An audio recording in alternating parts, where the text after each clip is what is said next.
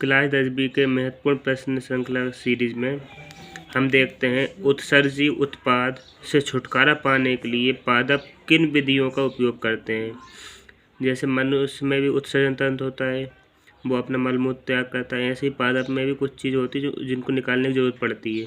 तो वही क्वेश्चन पूछ रहा है वो कि उत्सर्जी उत्पाद से छुटकारा पाने के लिए पादप किन विधियों का उपयोग करते हैं। चलो आइए देखते हैं। ये है इसका पैराग्राफ पूरा।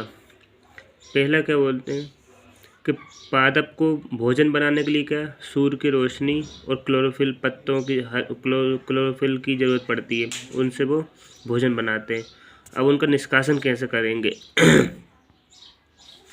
सबसे पहले जो अतिरिक्त जल रहता है उसको कैसे निकालेंगे। अतिरिक्त जल को निकालने के लिए वे अतिरिक्त जल को बाष्पोत्सर्जन के द्वारा, इंग्लिश में बोलते हैं ट्रांसपिरेशन, इसको द्वारा उसको निकाल देते बाहर। जैसा आपने देखा होगा ठंड के दिनों में पत्तियों से पानी टपकता हुआ रहता है, बारिश में पानी टपकता रहता है, सोच हो जाते हैं, वो ट्रांसपिरेशन बाष्पोत्सर्जन के द्वारा वो पानी निकाल देते हैं।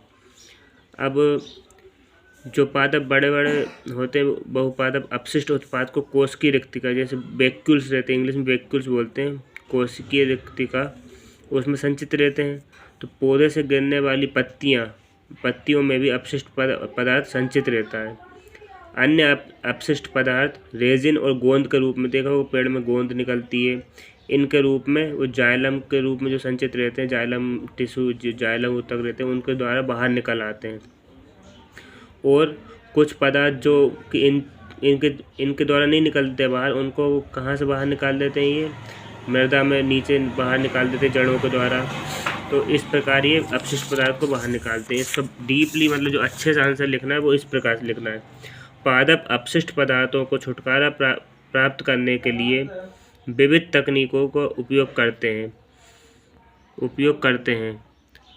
उदाहरण के लिए अपशिष्ट पदार्थ कोशिका रिक्तिका में संचित किए जाते हैं या गोंद व रेजिन के रूप में तथा गिरती हुई पत्तियों द्वारा दूर किया जा सकता है।